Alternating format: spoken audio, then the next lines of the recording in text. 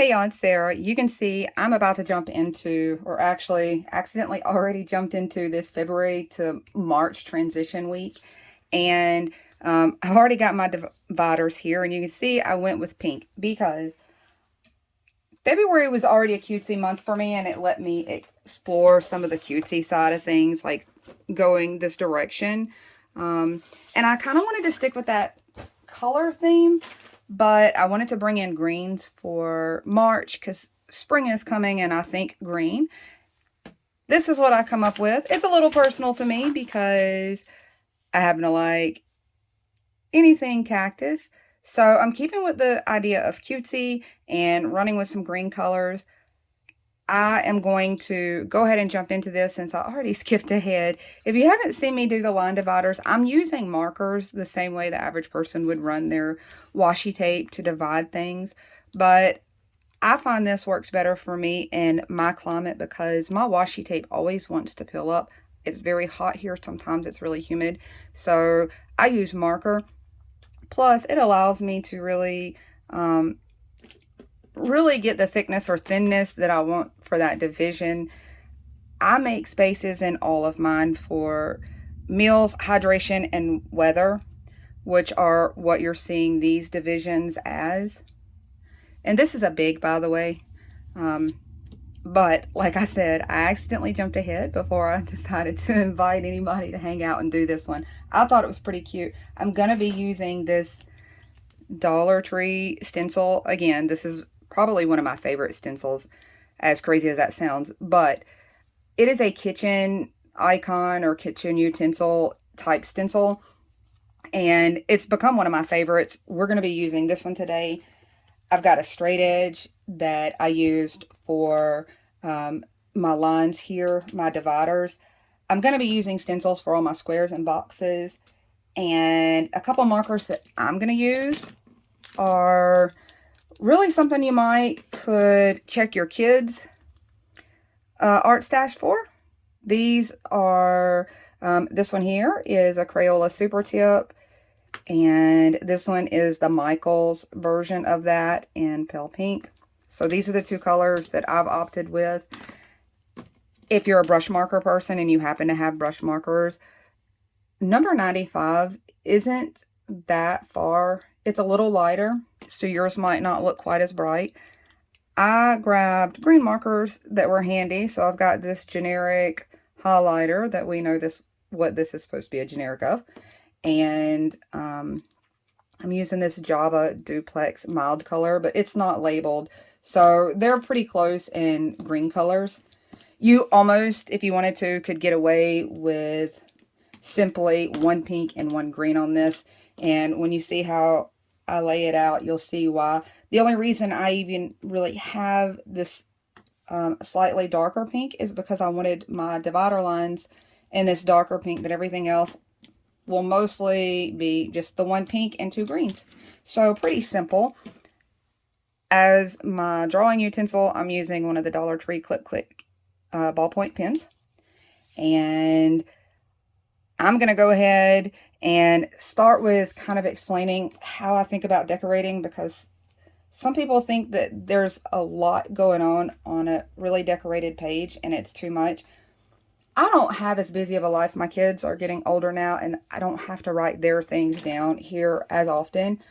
So I don't need as much writing room. Most of the notes are for myself or family appointments, that kind of thing. I get to decorate a whole lot more than the average person might. So I start to think about how I need to use it. And I don't use weekends as much for lists and things like I do during the week.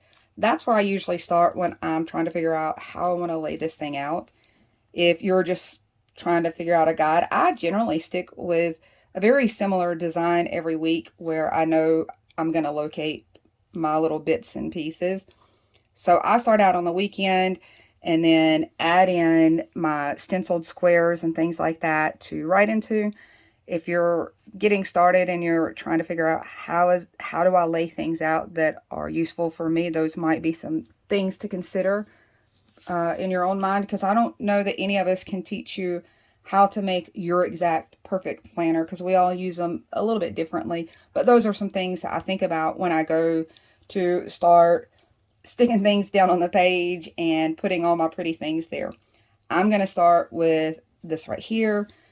And like I said, I'm going to go here to this weekend area.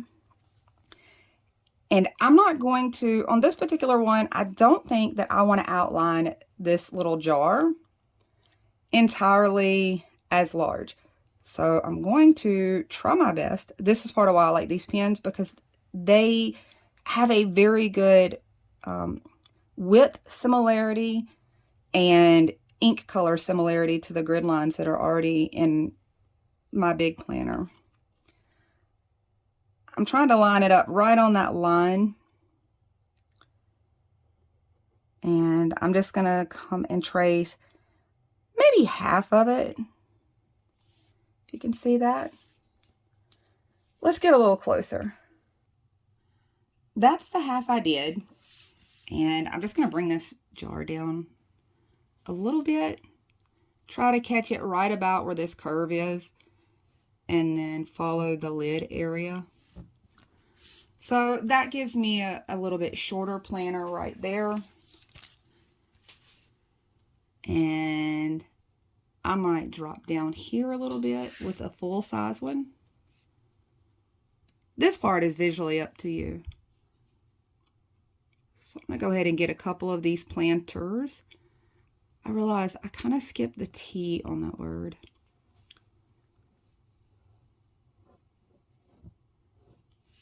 So I've done the entire jar all the way around to this bottom lip on this one.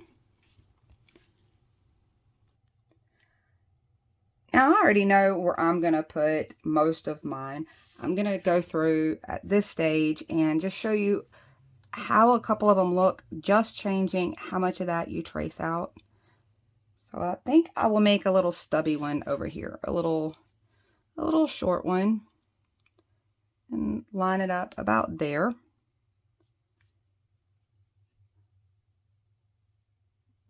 And I may only come up about this much. Just really not very far. It's just past that curve. And do the same thing. Try to get those lines to come up to that curved area again. And we're going to get a really stubby one.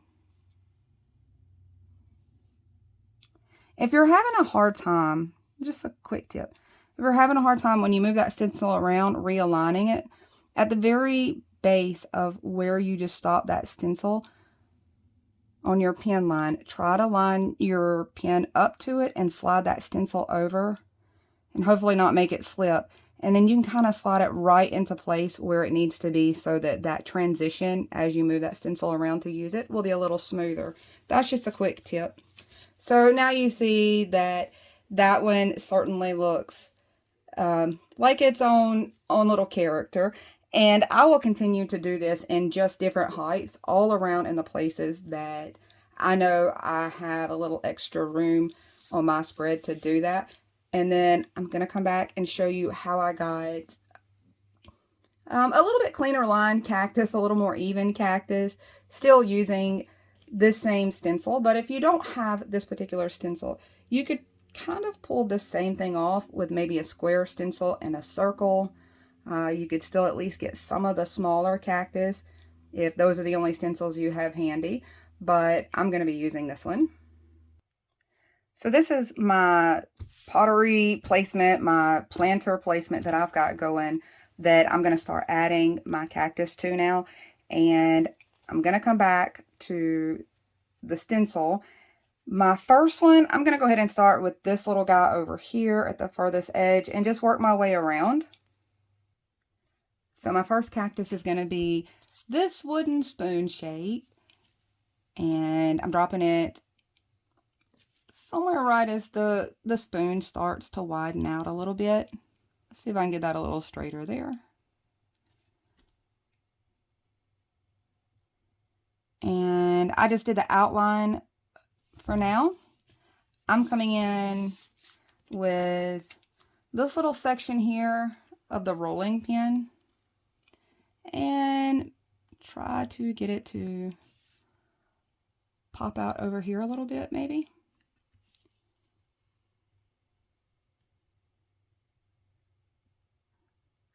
And I'll get all my outlines done and we'll go back in and start adding some details. And you can put your little characters in whichever pots you want to, but I'm coming in now on this next one with the oven mitt and lining it up down to my pot, kind of at its widest point that it will line up there.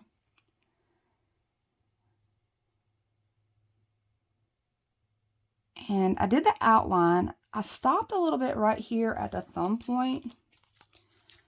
And you don't even have to flip it over. You can just come in with this side. And I'm going to use this other edge to help finish that line down. Since I don't always trust my curvy lines. So we've got two types of pals there. On this one over here, you can come in with your teapot and use it for the roundness of your cactus, or you can simply just grab a circle stencil. And I thought I'd show that real quick, just in case you don't happen to have this particular stencil. You can use a circle and follow along in some of these. I'm just trying to see which one I want to fit into this pot. And I'm going to go with this one. Line it up somewhere where it's kind of floating into the pot, where you don't see the entire circle. And just come around.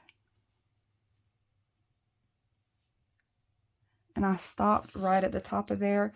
We're going to go back in and make this look a little more dimensional. As I'm doing that, let's work our way up here. And on this one, maybe this one I will use the teapot. Let's do that. We'll use the little teapot. So I'm going to come around as far as I can, comfortably, and just flip that around.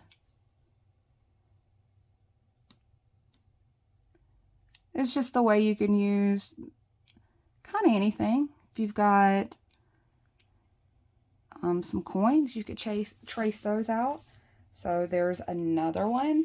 And for this one, I'm going back to the wooden spoon. Where is he at? There he is. I'm going back to the wooden spoon, but it's just going to be an individual there in the middle. So however far down in, you want to line that up. So now I've got at least some fairly even lines. I could have freehanded these, but they would not have been nearly as consistent when I go around these curvy areas. So that really helps me a lot. That's why I love this stencil. On this side, I'm just going to repeat the same process and rotate out which cactus heads or petals or however you want to label those.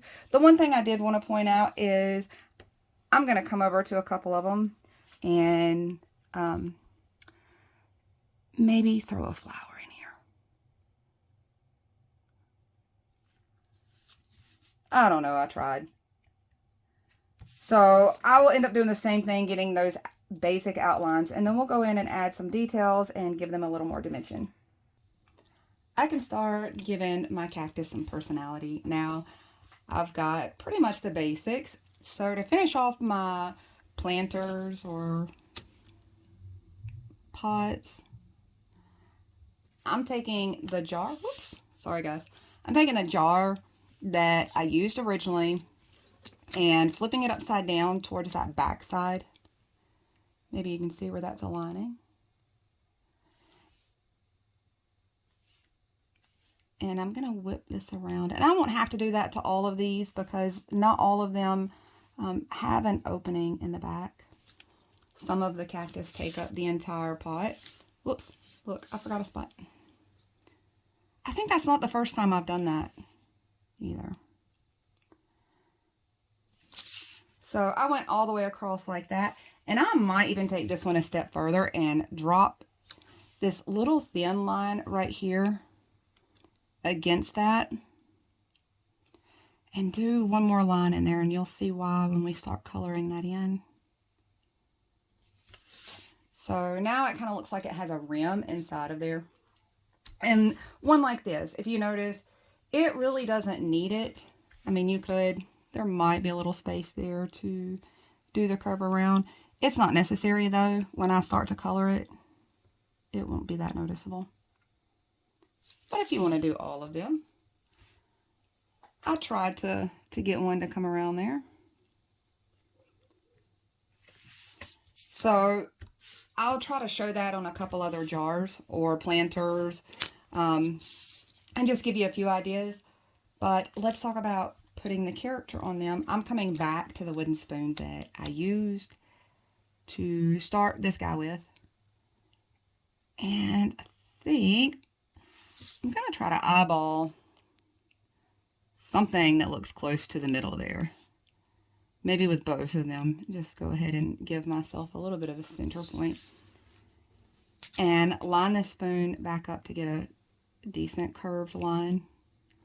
Or one that matches to the shape of it pretty good. So I'm just going to swoop down. And you're almost going to get a whisk out of this, by the way. Just keep that in mind. I'll do the same thing with the small one using the end of the rolling pin like I started with. And I think it'll get those lines fairly even. It just gives me a place to add a little bit of color variation for this little guy. So I'm going to move over to this one and basically do the same thing. The same way I did the oven mitt down. I'll find, this guy's going a little, oops, sorry. This guy's going a little sideways. So his center point might be a little more over here. And I'll just try to, right about there, use that part of the curve.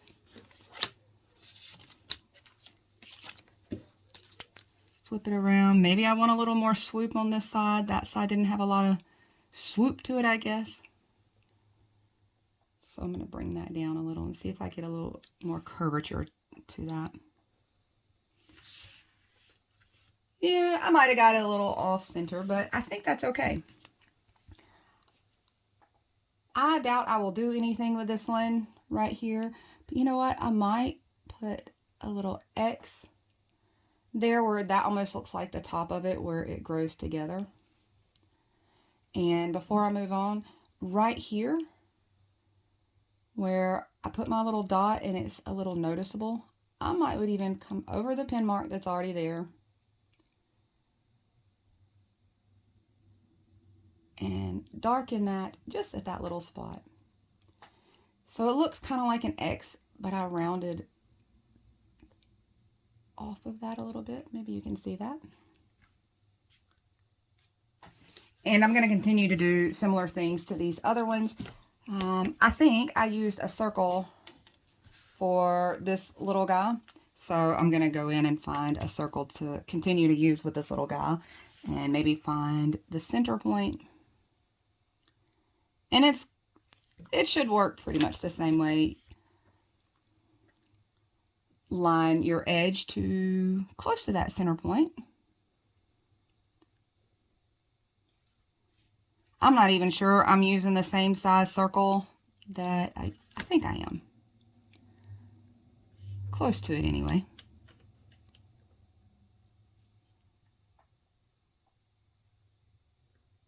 And I may even add something down the middle that I'm just going to freehand or try. Let's try.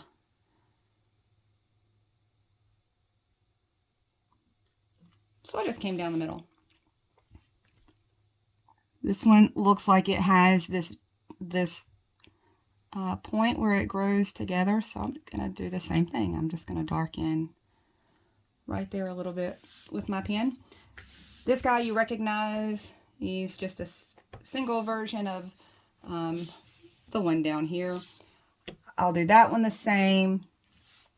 This was the teapot, so you would just do the same thing with the teapot. However, I do think that I want to show the difference if you put them spaced out a little bit differently. And let me see if I can show that. I'm going to use this curve. And instead of spacing these out kind of evenly like I did with those, I'm going to try a hair different here. Let's get that lined up. Being this close up makes it very hard to realize if I'm in frame or not. I'm sorry about that. So I spaced it over about yay far. And I want to put one that's fairly close to that back next to it. So I'm not going to space it out nearly as far.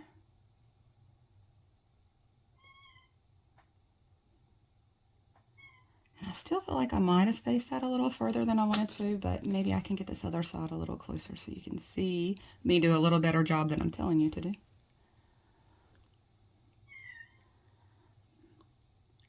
If you guys can hear my cat, she is mad that I will not let her lay on my desk, and that is a new thing for her because she doesn't like anybody. So she's being really obnoxious. So I'm trying to do one that's a skinnier section and then a thicker section and a thinner section. And I keep losing concentration because I hear her being dramatic.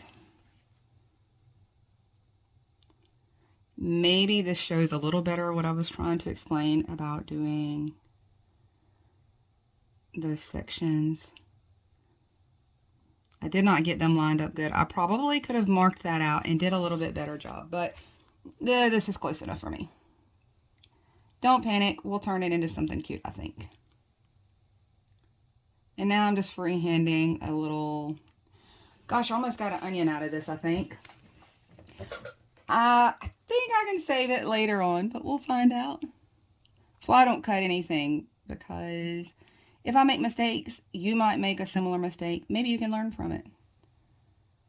And I don't panic too much about if it's quality perfection. If it's cute to me, I'm cool. So I'm going to go ahead and do this one. And I don't think there are any on the other side that are really much different than anything I showed you on this page. So I will jump ahead and at least get the line detail. We'll come back, we'll add some spikes and some color and maybe a few more flowers, things like that. Okay, I'm ready to jump in and start the coloring process and detail process and all the little cutesy thing process. For the sake of simplicity, just to show that you don't have to have a ton of marker colors, I'm just going to go ahead and stick with the one Crayola Super Tip in this pink color, whatever it happens to be. When I go to do my marks, I typically try to stay, go in the same direction. I don't use a lot of scratchy coloring. And on this particular item, this pottery, I think it really helps. I am not super great always about coming straight up to the edge of the line.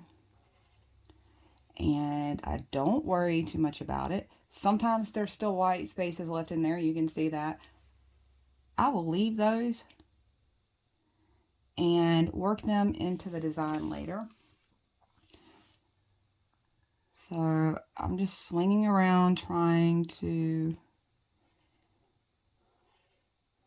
keep that color laid down in smooth strokes, because the more you saturate the paper, the more likely you'll get bleed through. So that's why I don't jump in real quick and try to fill in those spots. And a lot of times they end up adding more to what I'm working on than causing me any visual stress that I didn't stay perfectly within the lines.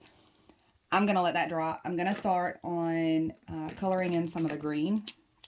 So most of them, I pretty much started out with this lighter, brighter closer almost to a neon green. It's still fairly pale. If you notice there, I try to keep everything in the stroke that the plant probably would curve into. I have white areas there that I didn't get good. It's okay. At this stage, I'm still trying not to overlap too much.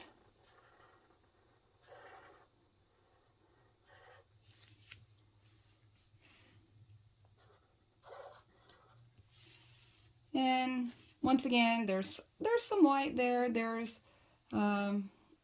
It's not perfectly in line. It's okay. I think it'll work with this design.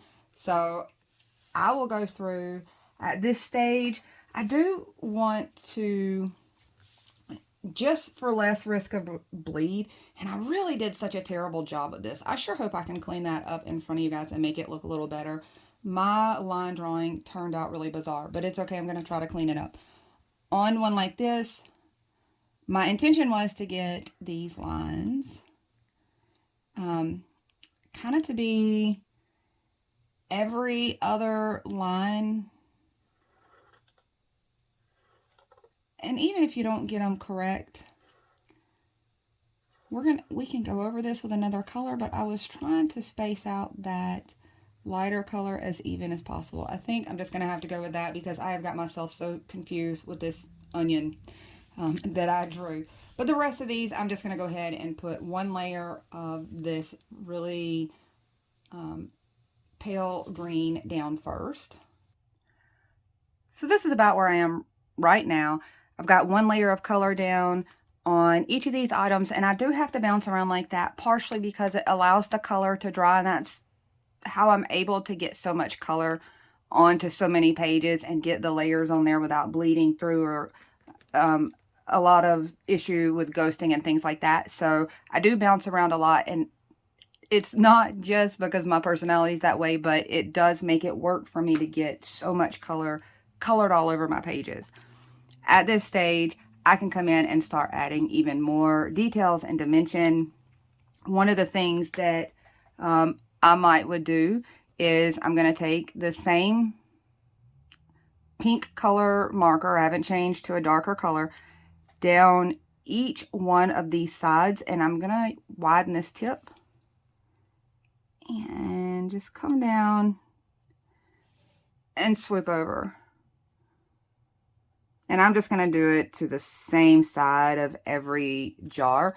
If you had a point where your lines and you've got white space, this is going to clean up at least one side of that.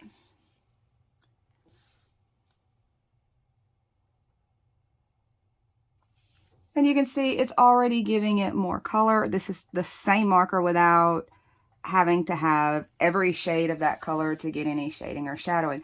And because I jumped around the way that I did, I can come back in and add this extra layer without overly saturating my paper too much.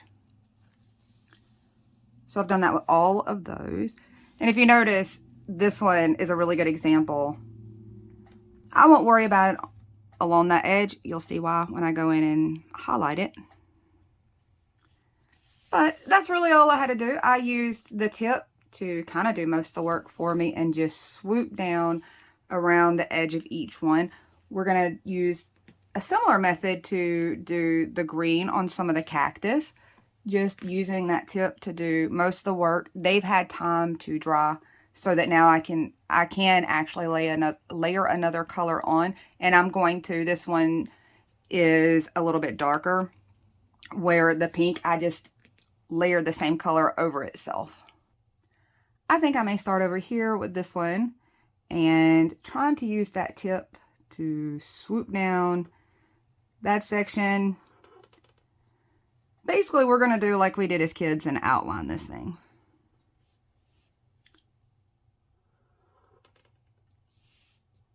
I didn't do the most spectacular job. I didn't do the worst job.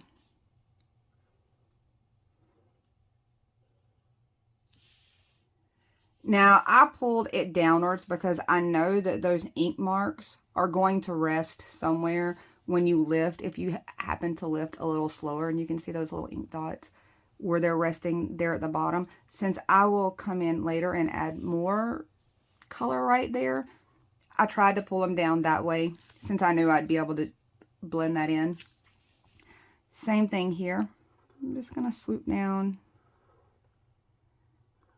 and do pretty much a lot of outlining at this stage and allow these outlines to dry. And you notice I did the same thing with this one, because when I come in on my shading, I guess, or shadows, that benefits me. Now I may actually try to get this correct and figure out where those light shades should be. I'll start with making this little section darker. This skinny sliver darker. Had I done this drawing a little better, this wouldn't be as confusing. But we're making it. We're going to make it somewhere.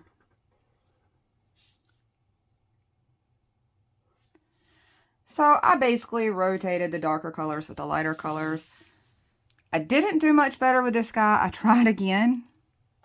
And in my little practice one, I did so much better. But it's okay. I might just do an entire cactus in this color. On this particular one, I think I am not going to outline that side. I'm just going to leave it lighter, and I will outline all of those. Just some ideas. Shadowing and shading is not my, certainly not a major strength that I have, but I do try to fake my way through. So that's a way you can fake your way through.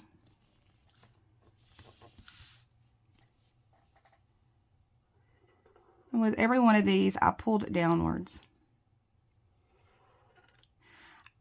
I do kind of point out the way I color or the way I use my markers a lot, because I feel like that helps in being able to color on these. Because I know when I first started trying, I had to learn some things for myself to keep from bleeding through and ruining the next week's spread. But you guys get to see me go from week to week with a pretty clean page the next week around. I mess up every now and then because I forget which markers that I shouldn't be using, because I love all of my markers. Okay, so that's where I'm at this point. I'll let all of these dry, let those layers dry, and then I can still come in just using the same two greens, or even just at this point blending in with this one. So I'm going to let those dry, and while those are drying, I can start adding some other things to my pottery again, because that layer has had a time to dry. I'm going to start with just a black marker or a black pen. I just happen to have this pen close to me that I'm going to try one. I can't remember if this one bleeds through or not, so it's a good way to find out. Some of my pots I can come in and make it look like there's a dark background. You can see these ones that didn't take up as much width. So I'm going to go in and just make those areas black inside of there. And now you see why I drew that extra line, just to look like there was like a lip inside of there or a rim inside of there. I might do it over here, even though I didn't draw that in for myself. I wing it. So a few of those, I went ahead and did that. I'm going to come in now with my white Uniball. I love these things. And I don't even know that I'm using them correctly, but I have so much fun with these. On the edges of my pots where I knew I was not coming real close to that edge, I might decide that that's probably the best place for me to put a highlight. And bring a little line down, maybe a little dot. I don't put heavy thought into this part. I just like adding the things to it. I might even pull a little white line down along the bottom, like curve to that bottom section, or even throw one down in the part that we shaded out, just somewhere like that. On some of these other ones, you could come in, such as this one here, and I think I want to just kind of throw a back side to that. I'm not using the stencil, I'm just freehanding it. I'm going to come around this lip where that top line is, or I'm going to do my best to try to follow as closely to that as I can. So now it looks like there's kind of a shiny rim up at the top of that one. And I did that on pretty much my taller ones. I just like having the details there. I don't know if they're 100% accurate. So I'll go through and allow all of those to dry, because if you're familiar with gel pens, and this Uniball is a very juicy one, it needs a second to dry so you don't smear it. So once I get my little highlights, I try to not put my fingers in them. I'm not always successful at that. I'll give it a chance to dry, and then I can come back in and throw even more things on this. We're going to give some of our cactus some spikes. We might give a few flowers. And I still got to contemplate, how in the world am I going to make this fella look better? I do learn a lot more from my mistakes. It pulls out that creativity a little bit more. I have to think about it from a different perspective. So I'm going to go ahead and finish this, let the gel dry, and we'll come back and start adding some cute things to the cactus. Here's where everybody's dried to. And I want to say that I've done cactus before because, well, I love them. But there are some things in this that I think are kind of helpful as far as coloring techniques and learning to get comfortable with using the markers and things like that. And showing that you don't have to have like this massive collection or these fancy smancy things. So now that these have had time to dry, I'm going to bounce around and show you a few things. And then I'll add some fun boxes and lines and show you how I get to that point. So where I was pointing out those, the ink areas while I pulled down with that marker, now I can come in and kind of shade down those areas, or shadow, or whatever that one is. It's a shadow under there, I guess. And it allowed me to hide quite a bit of marker use, marker error, anything like that. It allows me to hide. I don't think, maybe these aren't awful. It still kind of looks like an onion to me. I'm going to start adding things like spikes. This part was pretty simple, especially using this little ballpoint pen. I might do the thing up here where I rounded out that X. If you notice that center section at this stage, I just did a little bit of an arch right there, and it already gave that top portion some dimension, a little more depth. Nothing major. And I'm not doing a spectacular job at it, but they look like they've got a little more dimension now. I might come in and add just some little lines to look like spikes. So I'm going down one side first. This is just easier for me. I went down one side first to kind of keep my stroke marks in the same direction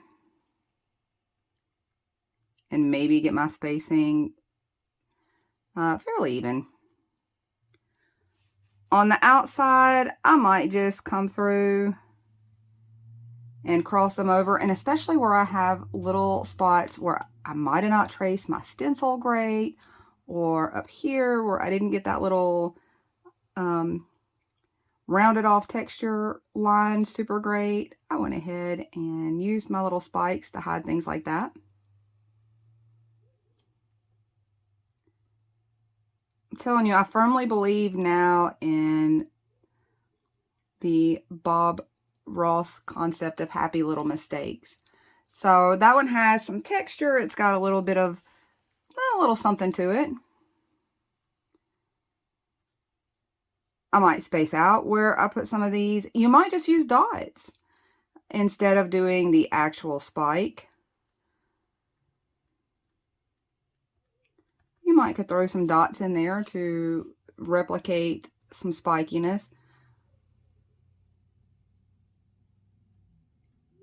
Throw a few little spikes randomly in that one. So I will likely do this with all of them, just throwing, I guess, the little spikes around in different places.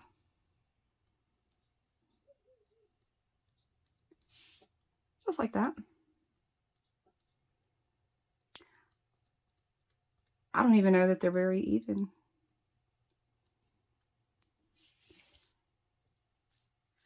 Aren't those cute? This guy is going to take some work. Let's try it. Let's get a little closer, see if I can do anything with it. Let's try to hide some stuff here. I will at least come on this outside section. Maybe this inside section. This one is going to be extra spiky.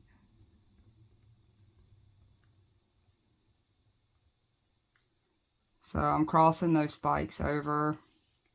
I think it hit it fairly well.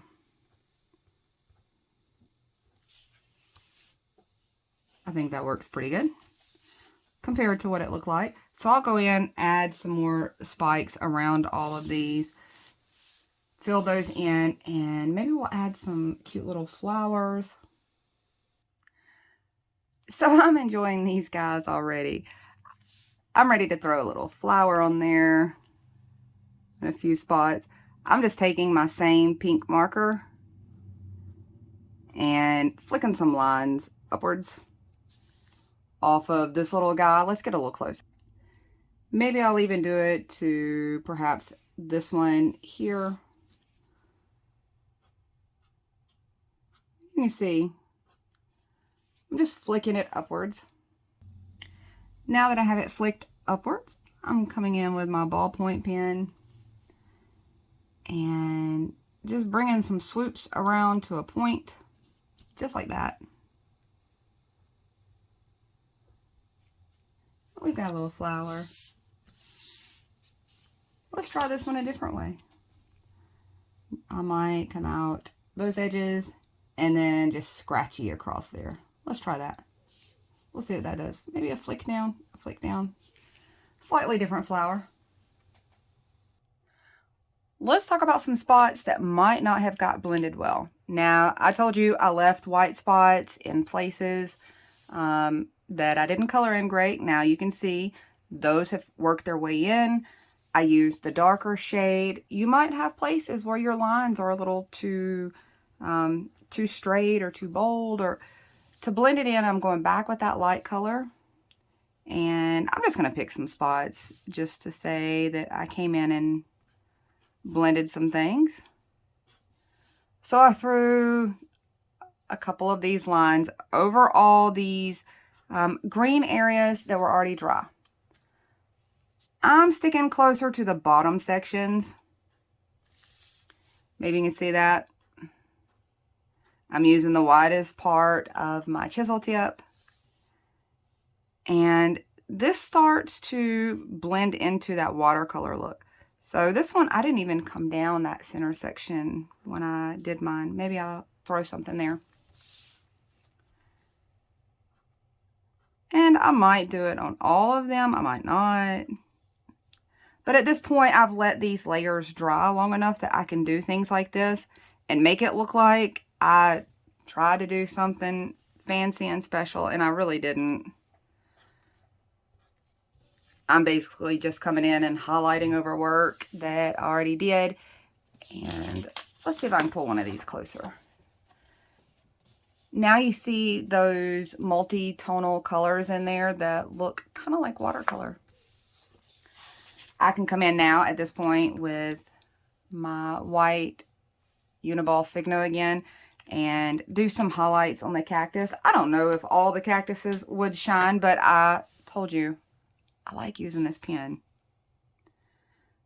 So in a few spots at the top, I might throw something like this in. Just another little line. Let's get a little closer, you can see. And like I said, I don't put a lot of thought into where these honestly should go. I think just adding that tricks us. So a little here. Throw one here or there. I don't know. I'm pretty happy with the fact that I left the white gaps where I did, and they kind of did that work for me. So I don't feel like I've got a whole lot to do on my cactus part. But this is where I stand all together with my lovely little doodles, my fade from February into March little doodles. The last thing I think I'm going to do, because I believe I'm going to do the squares and the adding the planner kind of details, the boxes and things like that. I think I'm going to do that in part 2 since these do come out long. So I'm trying to get myself in that habit of breaking it up, the doodles to one part and the setup to another. I'm just going to come in right now. And the last thing that I'm going to add is with my pink marker that I've been using the whole time.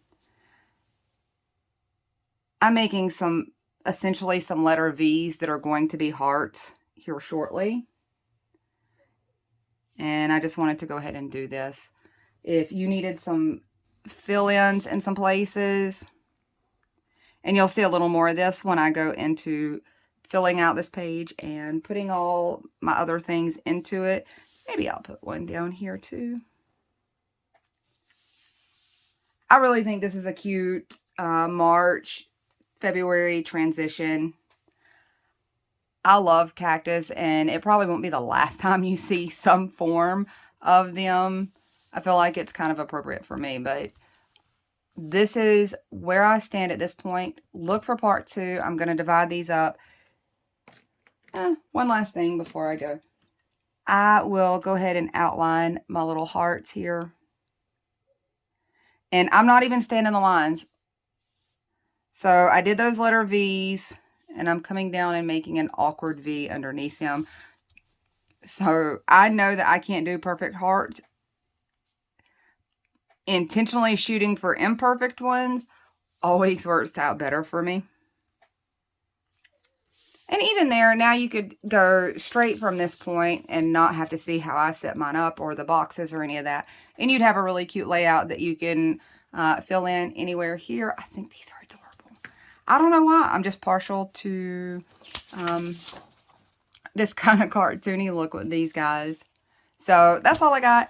Hope it gave you a little February to March inspiration, or just some learning things on using your markers and getting the most out of those markers. Honestly, most of the work got done with those 3 markers. The last thing I might do at this point when it comes to the drawing and the doodling and the coloring in is bring in some kind of gray. This happens to be my favorite these days, but I keep lots of options close by. You can use any of these. I'm just going to pick a side. I tend to go to the right because I'm right-hand dominant and it's easier for me to swoop around sometimes. And I might come tracing around some of these just part of the way.